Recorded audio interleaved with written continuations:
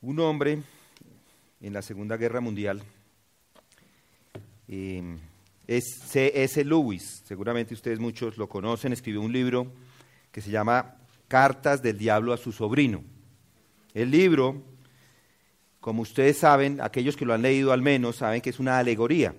Una alegoría quiere decir que no está diciendo las verdades, que pretende dar una imagen con sus palabras acerca del diablo.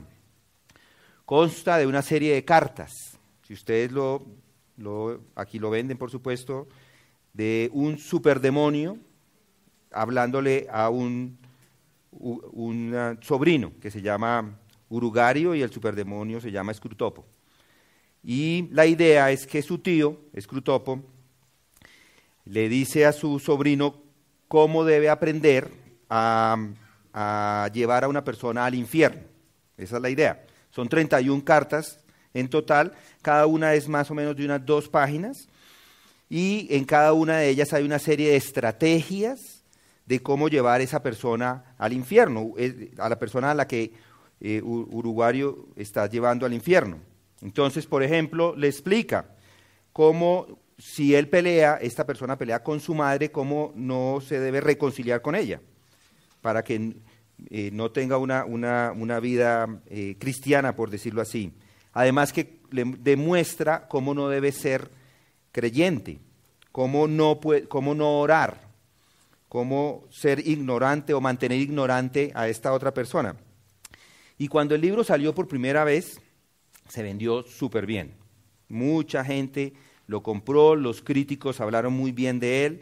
Tenemos una edición en español del 2006 y en la contraportada de este libro dice que es un clásico sobre las últimas novedades del infierno y las irrebatibles respuestas del cielo, dice por detrás. También dice que es una obra maestra de sátira que ha entretenido e iluminado a lectores alrededor del mundo con su irónica y astuta representación de la vida y las debilidades humanas desde el punto de vista de Scrutopo, el asistente de alto rango de nuestro padre de abajo, así dice. Este libro es divertidísimo, dice también, muy serio y excepcionalmente original. En Nueva York, el Washington Post en Nueva York, Washington y en Chicago, las ciudades, los críticos lo describieron como entretenido, pero también provocador de pensamientos. Sin embargo, yo creo que tales críticos, lectores, están entendiendo mal, porque ellos no están entendiendo lo que el autor originalmente quería. Él no quería que la gente tuviera complacencia acerca de las realidades espirituales demoníacas, sino por el contrario, que tuvieran un entendimiento correcto. Y nuestra cultura, no solamente en este país, sino por todas partes, de alguna manera está usando el nombre del diablo a veces, y ni siquiera sin pensar. No sé si ustedes han escogido o han escuchado refranes o dichos como correr como alma que lleva al diablo. Es un refrán, pero la gente ni sabe ni en realidad lo que está hablando. O el diablo está en los detalles. O más sabe el diablo por viejo que por diablo. Este también lo conocemos. Dios le dio novia y el diablo le dará hijos. Son dichos, algunos de ellos los encontré en internet, no son tan conocidos para mí, pero estos dichos no están hablando verdaderamente del diablo. Maduro, no hace tanto, presidente de Venezuela, dijo que el presidente Duque es un diablo, porque encabeza un gobierno peligroso para la revolución bolivariana. Las personas usan la palabra, pero pocos saben siquiera lo que significa. La mayoría de la gente hoy que lee este libro, le gusta el libro, disfrutan del libro, disfrutan de cómo fue escrito, le parece divertidísimo, pero pierden el punto del autor. La creencia de muchos no es que Dios está muerto en nuestra sociedad. Mucha gente dice, acepta la existencia de Dios. Lo que la gente, algunos grupos creen es que el diablo está congelado o que el infierno queda en el Polo Norte. Y este pasaje que vamos a estudiar hoy nos recuerda que el diablo y sus secuaces están muy activos. Pero también lo está Jesús, y eso nos debe dar tranquilidad. Jesús está vivo y lo veremos un poco más adelante. Ahora, ese es una área, un sector o un extremo del error. Hay otro extremo y es la fascinación por el ocultismo o por lo oculto. En 1973, muchos de ustedes no habían nacido, pero salió una película que se llamaba El Exorcista. Es una niña Regan de 12 años a la que se le practica el exorcismo por parte de 2 sacerdotes católicos, liberándola de esa posición demoníaca, o de esa posesión, sí. Desde ese año, la película ha recaudado $413 millones, ha sido más popular que Rocky, que Superman. Según Konya, un hombre que ha escrito un librito pequeño acerca de los demonios, muy bueno, dice que desde ese momento, desde el momento que salió esta película, la fascinación por el ocultismo y lo demoníaco ha surgido. Y al parecer esa fascinación no merma. ¿Y por qué se da esto? Primero, porque hay una combinación de teología liberal y materialismo secular. ¿Eso qué es? La teología, los liberales dicen que la autoridad de las Escrituras, o niegan la autoridad de las Escrituras, niegan la obra sustitutoria de Cristo, entonces las personas como quedan sin esperanza. Y entonces ponen los ojos en el materialismo, en la tecnología para resolver sus problemas. Además de todo esto, la industria de las películas está avanzando y está generando muchos recursos. Año a año, ustedes mismos lo han notado, el Halloween es tiempo de películas de demonios. Pero no solamente las películas, están la música con las mismas palabras. Se ha llegado también al otro lado a una adoración de Satanás y todo lo que está relacionado con él. Hay unos países donde inclusive adoran a la Santa Muerte. Hay de todo. Ese es el otro extremo que también está mal. Entonces es no verlo, por un lado, como algo que no existe, que el diablo no está en actividad en este momento, o por el otro lado, tener esa fascinación por las cosas ocultas. Vamos a ver qué es lo que dice la Escritura. Vamos a ver lo que es verídico en las Escrituras acerca de los demonios y del poder de Cristo. Y sabemos que el poder de Cristo, desde Génesis 3, está profetizado. Génesis 3:15 dice que ésta te herirá en la cabeza, cuando está hablando de que Cristo va a herir a Satanás en la cabeza.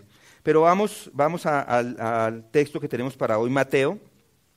Vamos a ver en Mateo 8 que Cristo libera poderosamente y sale victorioso sobre las fuerzas del mal en este mundo. Nuestro texto, en el que hemos estado estudiando, se encuentra al final del capítulo 8. Como contexto, si recuerdan, al principio del capítulo, en los versículos del 2 al 15, vimos que el Mesías realiza 3 milagros de sanidad en unas personas en concreto. Un leproso le cura la lepra, el siervo del centurión y la suegra de Pedro. Enseguida, en los versículos 16 al 17, vemos que el Mesías está curando a un grupo de personas con diferentes problemas físicos y espirituales. Y los sanó a todos estos enfermos, es lo que nos dice Mateo. Y en el pasaje de hoy, el Mesías nos muestra sus credenciales realizando 3 milagros de poder. Desde el 8:23 hasta el 9:8 vemos, capítulo 9, versículo 8, vemos esos milagros. Los milagros de Jesús son esa demostración de que Él era lo que decía que era. En el Sermón del Monte Él dice que es, o habla con autoridad. Todas las personas lo ven así, como una persona que hablaba con autoridad, pero ahora está demostrando esa autoridad en estas palabras. Los milagros de Jesús son esa demostración, esta demostración de que Él era el Mesías prometido en las escrituras del Antiguo Testamento. Entonces, primero vamos a ver esas demostraciones, vamos a verlas a través de la liberación de la furia del mar, para que de tal manera, viendo eso, nosotros, usted y yo, podamos creer que Jesús es el Rey. Aquí vamos a ver eso, en los versículos 23 a 27, ya los comenzamos a estudiar la semana pasada, y no voy a decir lo que ya dijimos la semana pasada, para eso está el app si quieren. Jesús tiene poder sobre la naturaleza, versículos 23 al 27. Y vamos al texto. Mateo 8:23, dice: cuando entró Jesús en la barca, sus discípulos le siguieron, y de pronto se desató una gran tormenta en el mar, de modo que las olas cubrían la barca, pero Jesús estaba dormido. Y llegándose a él le despertaron diciendo: Señor, sálvanos, que perecemos. Y él les dijo: ¿por qué estáis amedrentados, hombres de poca fe? Entonces se levantó, reprendió a los vientos y al mar, y sobrevino una gran calma. Y los hombres se maravillaban diciendo: ¿quién es este que aún los vientos y el mar le obedecen? Entrando en la barca, sus discípulos le siguieron. Aquí dice: y entrando en la barca. Y en el versículo 23, cuando entró Jesús en la barca, o y, en realidad la palabra en el original es un kai, es y, para conectar lo que está diciendo con el texto anterior. Y esta frase, y entrando en la barca, es una frase es una forma en el griego cuya función es introducir lo que nos va a decir. Lo que está diciendo es que él, Jesucristo, se embarcó, tomó una de esas naves que se utilizaban para la pesca, y los discípulos le siguieron. Esas naves para la pesca no eran naves muy grandes, no se van a imaginar al Titanic, son naves más bien pequeñas, no tampoco es una piragua, no son naves, no es un barquito, es una nave más bien grande donde varias personas pueden entrar. Sin embargo, cuando habla de discípulos, no está hablando solamente de los 12, está hablando de las personas que escuchaban, y eran bastantes los que estaban ahí alrededor de ellos. Cuando habla de discípulos, o la palabra que utiliza es matites, esta palabra significa aprendiz simplemente. No quiere decir, y ya estuvimos viendo esto, que los discípulos eran solamente estos 12, sino eran todos los que estaban escuchando a Jesucristo. Es decir, un discípulo es alguien que aprende de otro. Si una persona va a la Universidad Nacional, es un discípulo de la Universidad Nacional. Por eso se les pregunta a las personas en los trabajos de qué universidad vienen, para uno saber cómo son las personas, o cuál tipo de entrenamiento han obtenido, si van a seminarios, si van a máster, si van al seminario reformado de Medellín, ya uno sabe, estudió en el seminario reformado, pues debe ser reformado, lo más lógico, ¿no? Si van al IDEX, ya sabemos quiénes son los que están estudiando allí, es decir, son discípulos. En este contexto, aquí estamos viendo que no se limita simplemente a los 12 discípulos, sino también a otros también le seguían. Dice en el 24, y de pronto se desató una gran tormenta en el mar, de modo que las olas cubrían la barca, pero Jesús estaba dormido. Noten ese dramatismo, y he aquí que se levantó en la mar una tempestad grandísima. Si ustedes notan, no sé si en sus Biblias está igual, pero en la misma dice sacudimiento. Si ustedes ven la pie de página de las noticas, yo no sé si ustedes tienen esto, pero en cada una de las Biblias muchos tienen las notas. De este lado dice sacudimiento, como temblor, algo así está sucediendo en este momento. Y ocurrió, de acuerdo a los verbos, o al verbo, de una manera súbita, rápida, de repente se dan estas cosas. Luego dice, ellos están en el mar de Galilea, no lo dice acá, lo dice Lucas en su pasaje paralelo, están en el mar de Galilea, a ese es el mar al que se refiere. Si abren sus Biblias otra vez, hoy estamos haciendo un estudio, al final de sus Biblias muy probablemente van a tener un mapa. En el mapa, si buscan, ahí ven el mar de Galilea. En realidad no es un mar. Si lo notan, el mar está en la mitad de la tierra, es decir, que es un lago. Es un lago de 21 kilómetros de largo y en algunas ocasiones tiene 6 kilómetros y en otros momentos tiene 12. Pero es un lago de agua dulce. Sin embargo, debido a la situación o el lugar donde este lago se encuentra, geográficamente sufre de repentinas y peligrosas tormentas, inclusive hasta el día de hoy. Había una tormenta, eso es lo que está sucediendo, pero ¿qué está haciendo Jesucristo? Dormía. Pero él dormía. Esta es la única vez que vemos en todos los evangelios que nos hablan acerca de Jesús, donde él aparece durmiendo. Seguramente estaba cansado de lo que estaba pasando anteriormente. Además, no debe olvidarse jamás que el Verbo fue hecho carne. Él es un hombre. Aquel que era Dios, de la manera más absoluta, se hizo perfecta humanidad, completamente humano. Él, en contraste con los otros, está en imperfecto. Es decir, él estaba durmiendo. Así estaba. Piensen en esto. Rugían los vientos, las olas golpeando, conmoción los discípulos de un lado para otro, tratando de salvar el barco y sus propias vidas. Pero Jesucristo ni se molestó por eso. Él estaba durmiendo, seguía durmiendo. Sorprendente, ¿no les parece?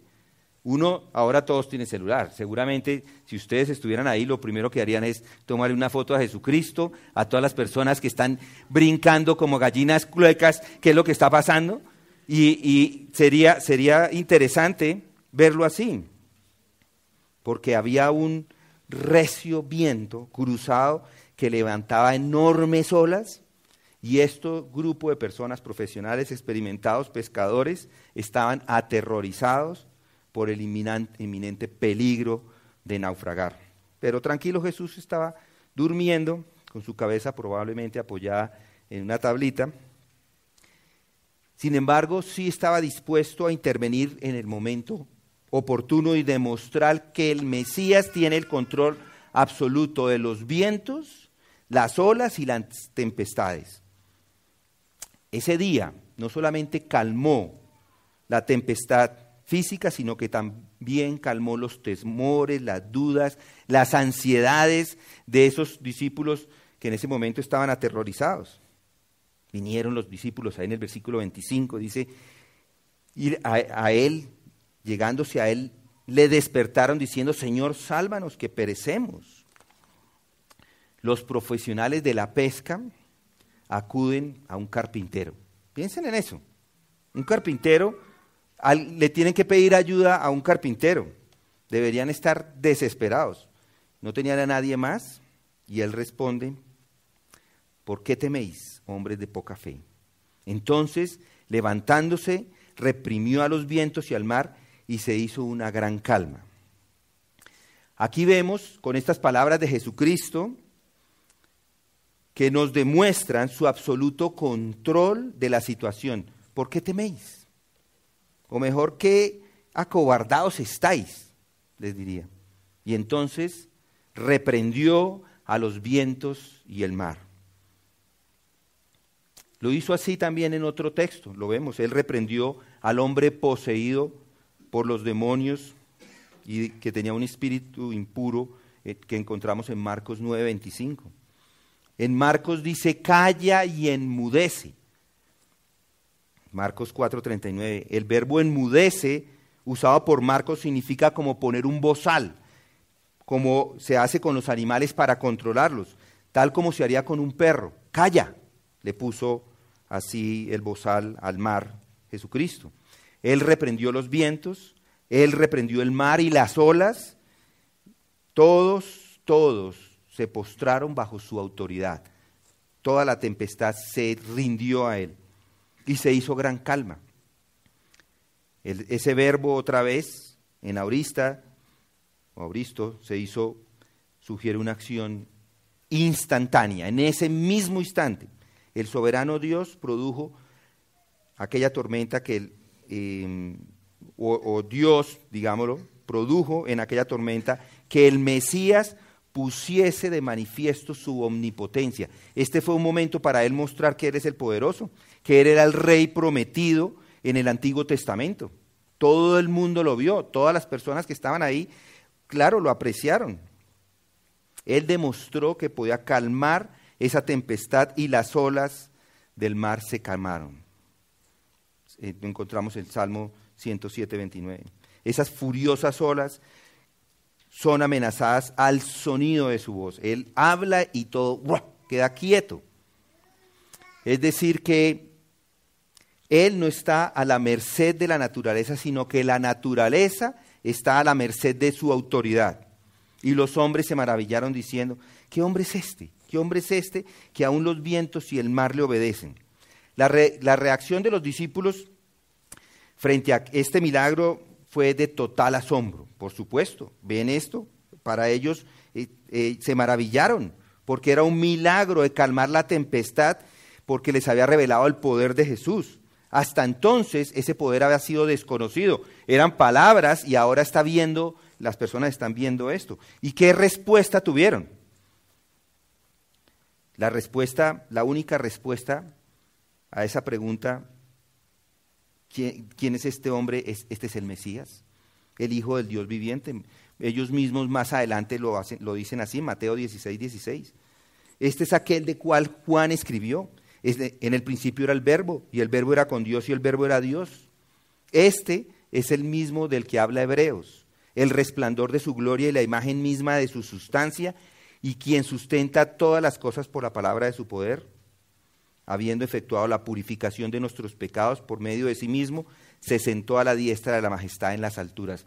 Entonces, ahora vimos en este primer punto que Jesús es rey y nos lo demuestra liberando de la tormenta que estaba ahí. Ahora vamos a ver la liberación de la posesión de los demonios, para que usted crea que Jesús es rey.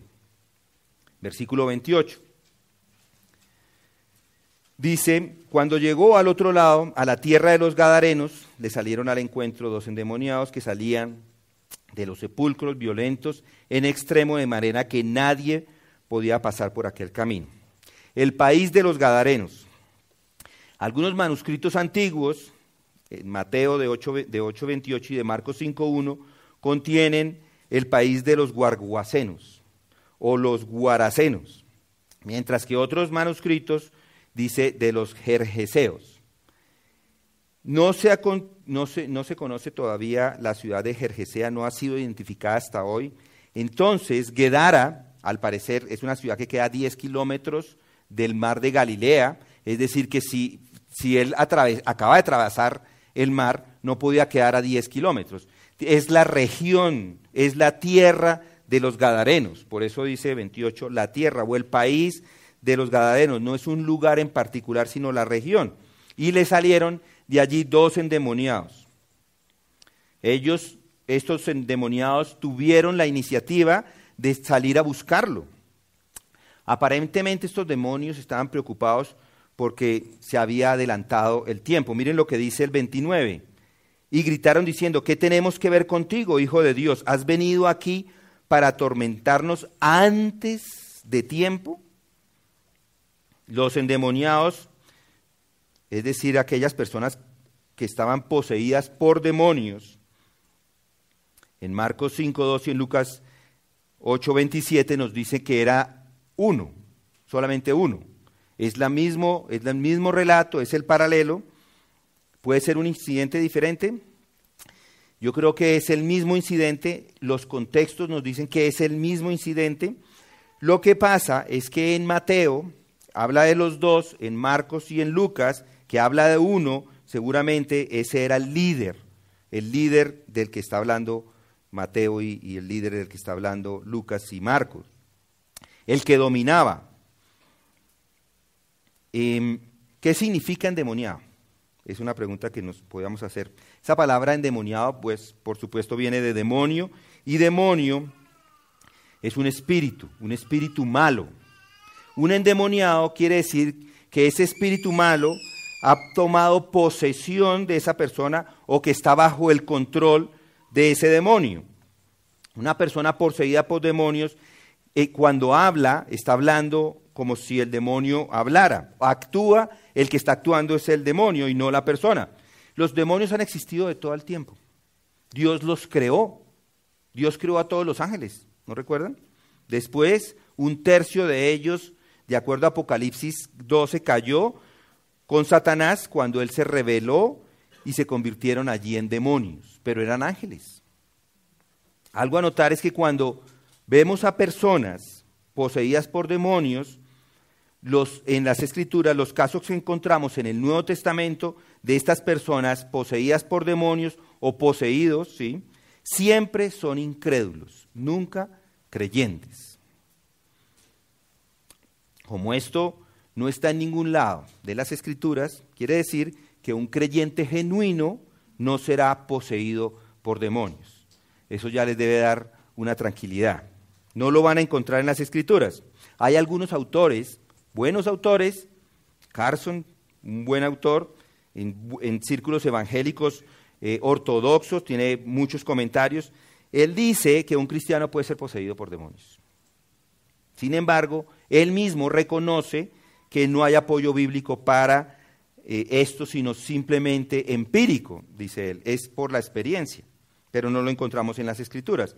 En otras palabras, él dice que un cristiano puede ser poseído por demonios no porque lo pueda probar a partir de la Escritura, sino por experiencia. Pero de plano deberíamos descartarlo, o debemos descartarlo. La experiencia nunca está por encima de las Escrituras. Otros dicen que si un cristiano no se arrepiente, pierde la protección del Espíritu Santo y entonces quita la protección sobre él y lo deja vulnerable a la posesión demoníaca. Muy popular en algunos círculos, también llamados conservadores, pero no es cierto. Y ellos se basan en este versículo. Vamos a Efesios 4, deje su marca en Mateo porque vamos a regresar allí, pero vamos a Efesios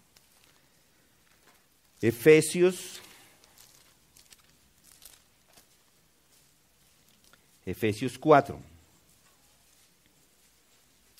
el versículo 27 dice, ni deis oportunidad al diablo. Ni deis oportunidad al diablo. O sea que el diablo tiene algo de influencia en mí, parece. Pero veamos el contexto. Siempre hay que ver el contexto de los versículos antes de hacer teología de un solo versículo. Miren lo que dice Efesios 1.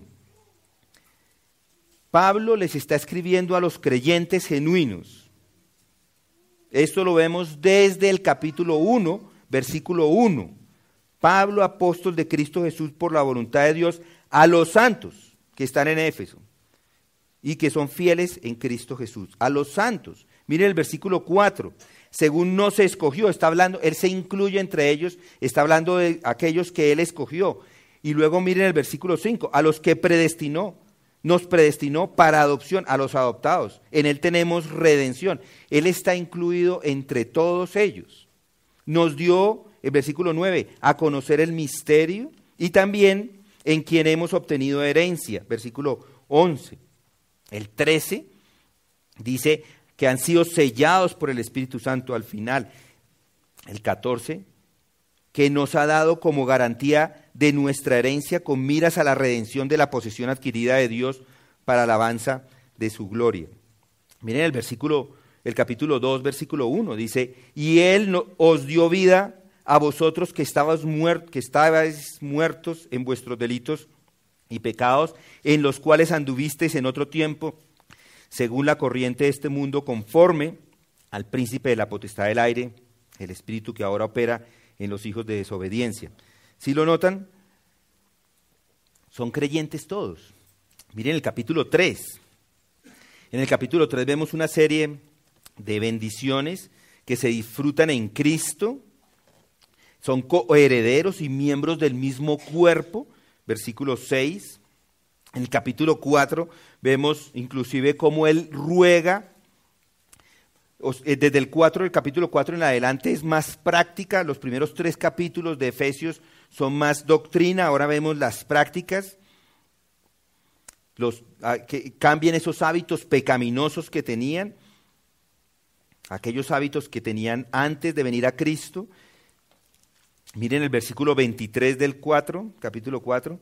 Y que seáis renovados en el espíritu de vuestra mente y os vistáis del nuevo hombre, el cual en la semejanza de Dios ha sido creado en la justicia y santidad de la verdad. Por tanto, dejando a un lado la falsedad, hablando verdad, cada cual con su prójimo, porque somos miembros los unos de los otros.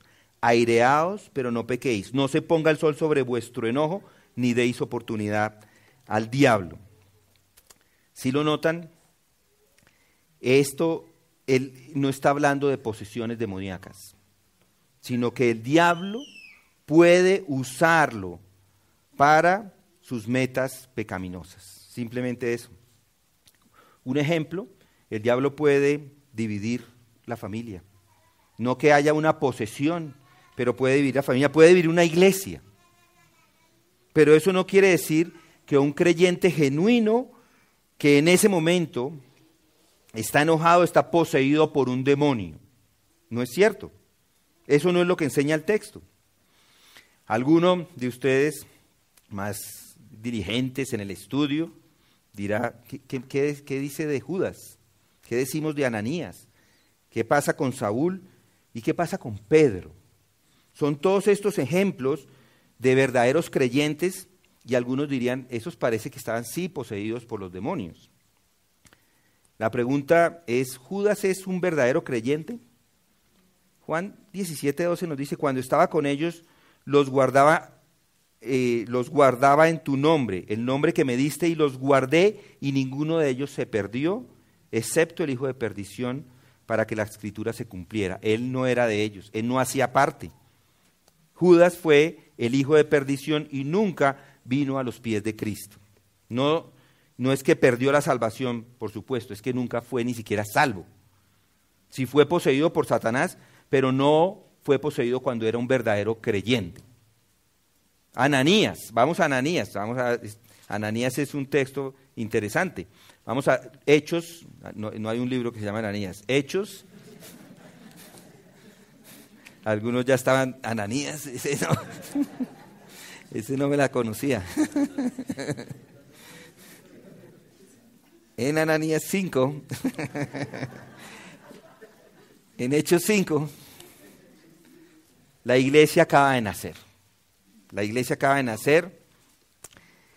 Dios quiere mostrar que Él no tolera el pecado. Miren en Hechos 5, versículo 2 dice, y se quedó con parte del precio, sabiendo también su mujer, y trayendo la otra parte, lo puso a los pies de los apóstoles. Miren el 3, mas Pedro dijo a Ananías, ¿por qué ha llenado Satanás tu corazón para mentir al Espíritu Santo y quedarte con parte del precio del terreno?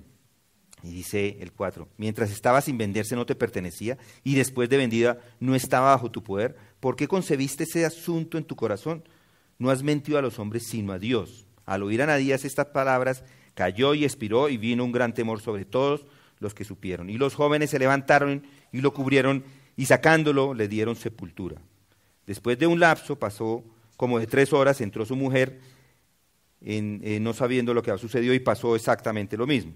Lo que está sucediendo acá es que ellos mintieron. Le mintieron al Espíritu Santo, que es Dios, le mintieron a Dios, y no que hayan sido poseídos por un demonio. Este texto no indica por ningún lado que ellos fueron poseídos. Los que han sido poseídos los encontramos en Mateo 8. ¿Podemos decir que Ananías y Zafira eran creyentes? Probablemente podemos llegar a decir esto, pero probablemente no eran creyentes. Pero sin embargo tampoco eran poseídos por los demonios. Algunos, también para decir que pueden ser poseídos, usan algunos otros textos. Miren lo que encontramos en Lucas 22.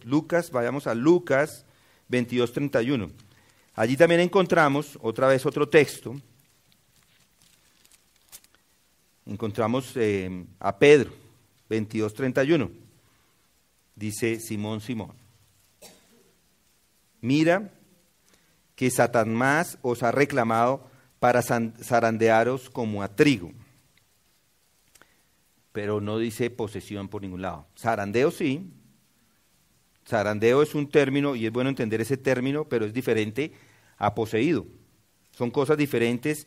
y es la misma idea que encontramos en 2 de Corintios 12, 2 de Corintios 12, vamos hasta 2 de Corintios 12, 2 de Corintios 12, versículo 7.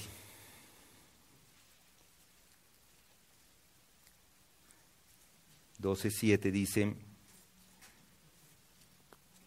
y dada la extraordinaria grandeza de sus revelaciones, por esta razón, para impedir que me enalteciese, me fue dada una espina en la carne, un mensajero de Satanás. Aquí está hablando Pablo acerca de esa espina en la carne que me abofetee para que no me enaltezca. Acerca de esto, 3 veces he rogado al Señor para que lo quitara de mí. Y Él me ha dicho: te basta mi gracia, pues mi poder se perfecciona en la debilidad. Por tanto, muy gustosamente me gloriaré más bien en mis debilidades, para que el poder de Cristo more en mí. Aquí Dios no nos está mostrando tampoco una posesión. Sí, un demonio afligiendo, pero no hay posesión. En el Antiguo Testamento encontramos otros 2 ejemplos más que solamente los voy a mencionar por temas de tiempo, pero en 1 Samuel 16:14 encontramos acerca de Saúl, dice: el Espíritu del Señor se apoderó de Saúl y un espíritu malo de parte del Señor lo atormentaba. Es decir, que un demonio atormentaba a Saúl enviado por el mismo Dios, o Dios controlaba a este demonio. También hay que entender, en el Antiguo Testamento el ministerio del Espíritu Santo es diferente a esta época. Este espíritu lo afligía a Saúl, por supuesto, con permiso de Dios, pero no fue poseído. Ese es el punto que quiero que lleguen. No hay posesión todavía.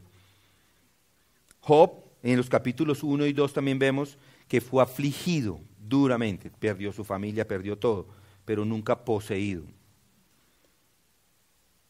Además, en textos como 1 Corintios 6:17, vemos que el Espíritu Santo mora en las personas y nunca el Espíritu Santo y un demonio están en una persona. Si hay un creyente genuino, en donde hay un creyente genuino, tiene una herencia, tiene la redención, hasta que Dios complete la obra, cuando vaya al cielo, pero nunca ese creyente que tiene el Espíritu Santo va a tener también un demonio con él. Entonces, ya eso deja claro, los creyentes no pueden ser poseídos por demonios. Ahora, ¿qué hacemos cuando encontramos una persona con un espíritu demoníaco? ¿Qué hago? ¿Lo puedo expulsar?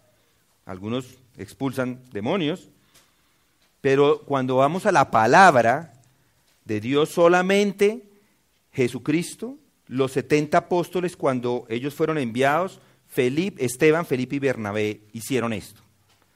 De hecho,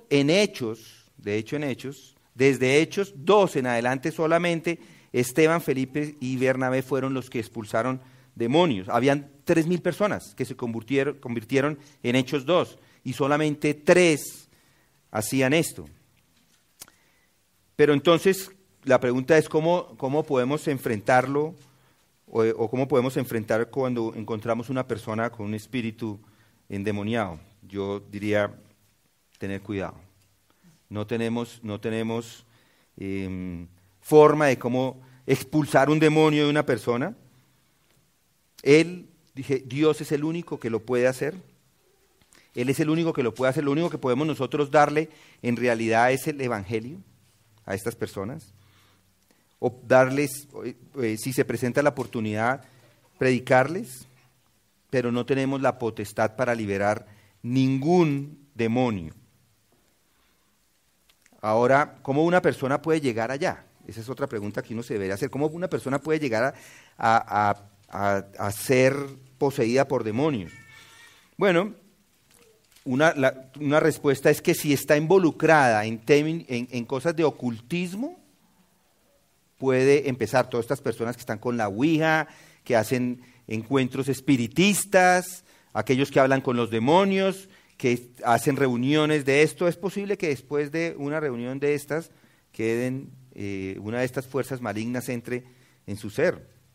También, si hay una persona que se entrega a la impiedad completamente, puede que en ese momento también entre un demonio. Pero lo que sí hay que tener en cuenta es que no todos los incrédulos son poseídos por demonios. También, porque entonces ahora uno le dice, no, usted tiene demonio, y hay algunos que se van y mucho más allá, dice, no tengo trabajo, entonces tengo el demonio del desempleo, o tengo el demonio de la soltería, o ahí el demonio de la carestía está por todas partes, o el demonio de aquello, el demonio de lo otro. En realidad no debemos pensar así, ni el demonio de la enfermedad, ni nada de esto. Dios controla todos los detalles y a nosotros que nos toca simplemente concentrarnos en ser obedientes a su palabra. No estamos haciendo otra cosa. Y en el capítulo 8, en el versículo 28, vemos un poco más acerca de estos demonios para entender qué es lo que está pasando. Regresemos a Mateo 28. Estos dos hombres están poseídos por demonios, salen de los sepulcros, de esas cuevas, estaban en unas cuevas, seguramente cavadas en la roca. Según Marcos, nadie podía pasar por allí, por aquel camino. Los demonios hicieron posible que estos hombres, principalmente el líder, tuviera un poder sobrenatural. De hecho, los demonios así son, tienen poderes supernaturales. Un solo ángel, recuerden, los demonios son ángeles, un solo ángel mató a 185,000 personas una noche, uno solo, con los asirios, y eso lo encontramos en Primera de Reyes, creo, no recuerdo, se las debo. Los demonios tenían miedo, estos demonios tenían miedo, sabían que era Jesús, el Hijo de Dios, y por lo tanto Dios mismo. Miren lo que dice el versículo 29. Y gritaron diciendo, ¿qué tenemos que ver contigo, Hijo de Dios, que has venido aquí para atormentarnos antes de tiempo? Ellos reconocen, los demonios, que Jesús es el Hijo de Dios, que Jesucristo tiene el poder y la autoridad para juzgarlos. Noten esa declaración, noten lo que los demonios están diciendo. Ellos tienen una doctrina o una cristología correcta. Ellos saben quién es Cristo. Muchos hoy no lo saben, los demonios sí lo saben. Tienen una escatología correcta, ellos sabían el fin de los tiempos, cuándo es. Son ortodoxos. Miren el versículo 30. A cierta distancia de ellos había una piara de muchos cerdos paciendo. Estos cerdos, según encontramos en los otros textos paralelos, el Marco añade que eran 2,000. 2,000 cerdos son bastantes. Y esto nos puede mostrar que esta región eran gentiles, porque recuerdan, los judíos no comen carne de cerdo, no se meten con cerdo.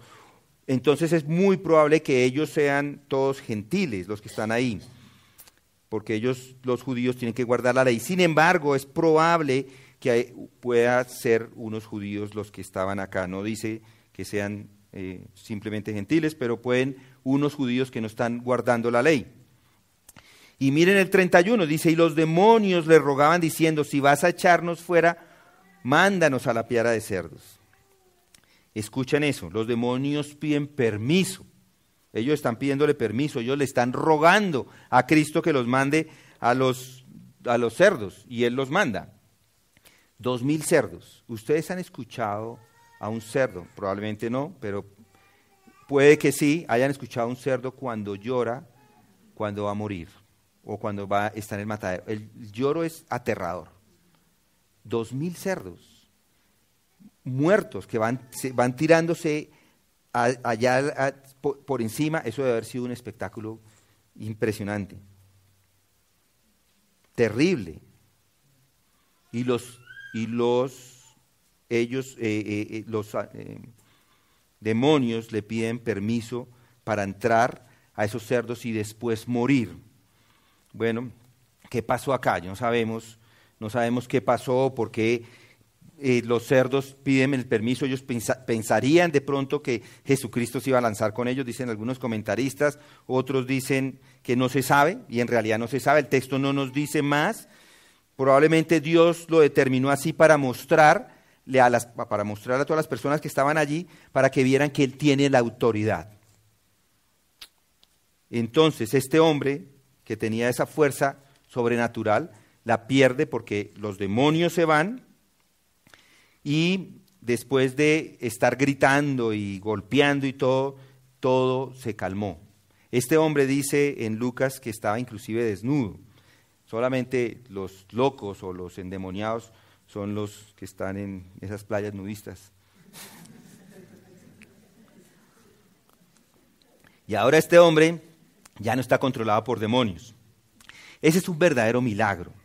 Es un hombre que ahora actúa de manera normal. Y miren lo que dice los versículos siguientes. Dice, entonces él les dijo, id, y ellos salieron y entraron en los cerdos, y he aquí que la piara entera se precipitó por un despeñadero al mar y perecieron en las aguas. Los que cuidaban la piara huyeron y fueron a la ciudad, y lo contaron todo, incluso lo de los endemoniados. Y toda la ciudad salió al encuentro de Jesús, y cuando le vieron, le rogaron que se fuera de la comarca. Cuando le vieron, le pidieron que se fuera. ¿Por qué sería? Probablemente por miedo a Jesucristo, probablemente por temor a su poder, porque no cualquier persona puede hacer esto. Francamente, lo vieron, calmando las aguas del mar, calmar la tormenta, y miren lo que hace ahora. La gente empezó a temblar, seguramente, y le pidieron que se fuera. Sin embargo, ¿cuál es la lección que encontramos acá? Porque uno dice, bueno, está bien, hay un exorcismo, ¿qué tiene que ver ese exorcismo conmigo? Si usted es como yo, digo, pero ¿cómo esto, ¿qué lección encontramos acá? Algunos dirían, bueno, que los demonios son reales. Y es cierto, los demonios son reales. Pablo en Efesios 6:12 nos dice, porque nuestra lucha no es contra sangre o carne, sino contra principados, contra potestades, contra los poderes de este mundo de tinieblas, contra las huestes espirituales de maldad en las regiones celestes. Puede ser esa lección para nosotros. O puede ver también tener relación con el discipulado. En lugar de ser agradecidos, Jesús no es aceptado por aquellos cuya seguridad religiosa o económica está amenazada. Bueno, yo no sé si esa puede ser otra lección. O alguno diría, hay que llevar el evangelio a todos los lugares, porque hay lugares donde no están escuchando el evangelio, seguramente hay demonios por allá y hay que ir y predicar. Y puede ser también una lección. Yo no estoy tan convencido. Algunos dirían los cerdos, o sea, algunos inclusive así lo dicen, las personas son más importantes que los cerdos. ¿Y por qué lo digo? Porque hoy en día los cerdos, la gente los quiere cuidar y los quiere proteger, y hay muchas personas que están en favor de los animales y no comen carne, y algunos quieren proteger, los judíos quieren proteger o no están en favor de estos animales. Pero, ¿cuál es la lección verdadera de esto? ¿Debemos valorar la gente sobre los cerdos? No sé, hay un hombre, no estoy tan de acuerdo. Daniel Doriani escribe estas palabras, dice, hay personas que no quieren a los niños porque entran a sus hogares porque no quieren que se beba o pequeño. A ver, lo repito. Hay personas que no quieren que los niños pequeños entren a sus hogares porque no quieren que se beba en la mesa o toquen las antigüedades. No han aprendido la lección de los cerdos. Primero son las personas y no las cosas materiales. O dice el mismo, hay personas que no gastarán su dinero ni utilizarán su propiedad para satisfacer las necesidades humanas porque temen agotar sus bienes. No han aprendido la lección de los cerdos. La gente es más importante que las posesiones. Así la gente está hablando de estos cerdos una y otra vez, pero yo creo que hay una lección muy importante que sobrepasa cualquier afirmación que digamos acerca de las palabras que acabamos de hacer. Y no está haciendo referencia ni a la gente del pueblo, ni a los discípulos, ni a los cerdos, ni a los demonios, ni a las personas poseídas por los demonios, por la restauración. En realidad, el centro de este texto es Jesús. Él es el personaje central. Esta historia trata acerca de quién es Jesucristo. ¿Qué clase de hombre es Él? Miren el versículo 27. ¿Quién es este que aún los vientos y el mar le obedecen? Todos estaban maravillados, los vientos, las olas, todo le obedece. ¿Qué clase de hombre es este? ¿Quién es este? En el capítulo 14, 33, la próxima vez que encontramos a estos discípulos entre un bote, en el momento que ven a Jesús caminando sobre las aguas, ellos responden a esa pregunta diciendo, verdaderamente tú eres el Hijo de Dios. Pedro responde también esa pregunta en el capítulo 16, 15. Capítulo 16, versículo 15, y él les dijo, ¿y vosotros quién dices que soy yo? Respondiendo Simón Pedro dijo, tú eres el Cristo, el Hijo del Dios viviente. Esa pregunta otra vez fue contestada por el mismo Jesús cuando estaba en el juicio el sumo sacerdote le pregunta, díganos quién es el Hijo de Dios, a lo que el Señor dijo díganos si eres tú el Hijo de Dios, a lo que él responde, tú lo has dicho. La última vez que vemos esa identidad revelada viene del centurión en la cruz. Después de presenciar los sufrimientos de Jesús, la muerte, el centurión y todos los que estaban con él se llenaron de asombro y dijeron, verdaderamente este es el Hijo de Dios. Entonces, cuando regresamos a Mateo 8 y vemos esas confesiones, ¿saben quiénes son los primeros que aceptan que Él es el Hijo de Dios? Los demonios. Ellos son los primeros. Esa es la primera afirmación acerca del reconocimiento de que Él es el Hijo de Dios. Ellos son los primeros. Mientras que los hombres en el barco están dudosos de ver de qué clase de quién es este hombre, los demonios le dicen con claridad, Él es el Hijo de Dios. Claman, ¿qué vas a hacer con nosotros, oh Hijo de Dios? La lección principal para nosotros hoy es que Jesús es en verdad el Hijo de Dios. Los demonios creen que Jesús es el Hijo de Dios, pero como dice Santiago, se estremecen. ¿Has venido acá para atormentarnos antes de tiempo? Se estremecen porque su creencia es la del reconocimiento, pero no la de la aceptación. Y se dan cuenta plenamente de las consecuencias de rechazar a Dios. Jesús es el Hijo de Dios. Esto no es simplemente una cuestión de entenderlo intelectualmente, es una cuestión de lealtad. Si reconozco que Él es el Hijo de Dios, en mi cabeza entonces esa información necesita bajar a mi corazón, a mis manos, a mis pies, todo mi ser debe reconocer que Jesucristo es el Hijo de Dios. Necesitamos amarle, servirle y caminar en sus caminos. Necesito contar el costo y seguirlo como vimos antes. Los discípulos vieron estos exorcismos con sus propios ojos y su eventual admisión de que Jesús es el Hijo de Dios significaba esa lealtad total hasta la muerte, y ellos así lo hicieron, murieron. Quiero que nosotros lo veamos así como lo vieron ellos. Quiero que veamos esos versículos desde el 23, en Mateo 8, 23 hasta 34, que Jesús es el Hijo de Dios, porque solo Él actúa como Dios puede actuar. Él gobierna sobre toda la creación, juzga el mal y salva a la gente. Jesús juzga el mal, gobierna y salva. Él es el Hijo de Dios, Él gobierna todo. Gobierna la creación porque está en control de todo. Sí es cierto que fue un humano y que podemos decir de las palabras que encontramos acá que Él estaba durmiendo, pero inclusive dormido estaba en control de todo. Nada de este mundo está fuera de su control. Él duerme, pero en ese momento su verdadera deidad está en control del viento, del mar y de todo. Además, está vivo,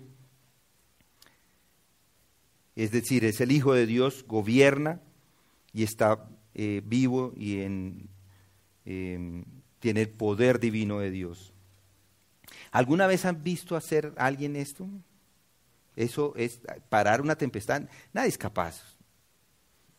Eso es autoridad. Con solo decir, haga, pare, y ya paró. Además, el Hijo de Dios juzga el mal. Si Dios puede gobernar la creación, Jesús, como el Hijo de Dios, hace justamente eso también. Él, como Dios, juzga el mal. Los demonios saben y temen, por eso claman con terror: has venido aquí a atormentarnos antes de tiempo. Ellos saben que Jesús es el juez designado que juzgará a la hora señalada, que vendrá a juzgar a los vivos y muertos. El hecho de que ellos se hayan ido, los cerdos, al mar, parece un acto de misericordia, pero en realidad es un acto de juicio de Dios.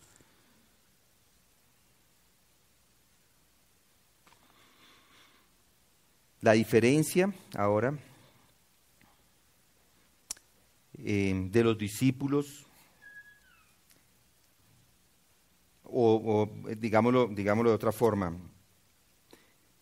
estos piden ser enviados a los cerdos, los demonios, y Jesús lo permite, pero note lo que pasa. Los cerdos no solo van por sus negocios haciendo lo que hacen los cerdos, más bien que la estampida en el acantilado del mar es en realidad ese mismo mar que casi se traga a Jesús. Piensen en eso, acaba de suceder. Y a sus discípulos, y Él controla todo. A diferencia de los discípulos, estos demonios entran al mar y desaparecen en las profundidades. Además, es el Salvador. Jesús es el Salvador. Salva a esa persona que estaba con los demonios. En realidad, piensen en esto: la salvación de los pecados no sucede cuando Jesús extiende sus manos para calmar el mar, que lo salvó, pero cuando los estira en la cruz para morir por usted y por mí. Y eso es lo que vamos a celebrar hoy. Vamos a celebrar la cena hoy. Debemos recordar esto, recordar quién es Jesucristo, cómo debemos tomar a Jesucristo, cómo debemos entender que Él gobierna la creación, que Él juzga al pueblo o que juzga a los impíos y salva a su pueblo. Digno es el Cordero, dice Apocalipsis, que fue inmolado. Digno es de recibir el poder, la riqueza, la sabiduría, la fortaleza, el honor y la gloria y la alabanza. Y toda cosa creada que esté en el cielo, sobre la tierra, debajo de la tierra y en el mar, y todas las cosas que en ellos hay, oí decir: Él está sentado en el trono y al Cordero sea la alabanza, la honra, la gloria y el dominio por los siglos de los siglos.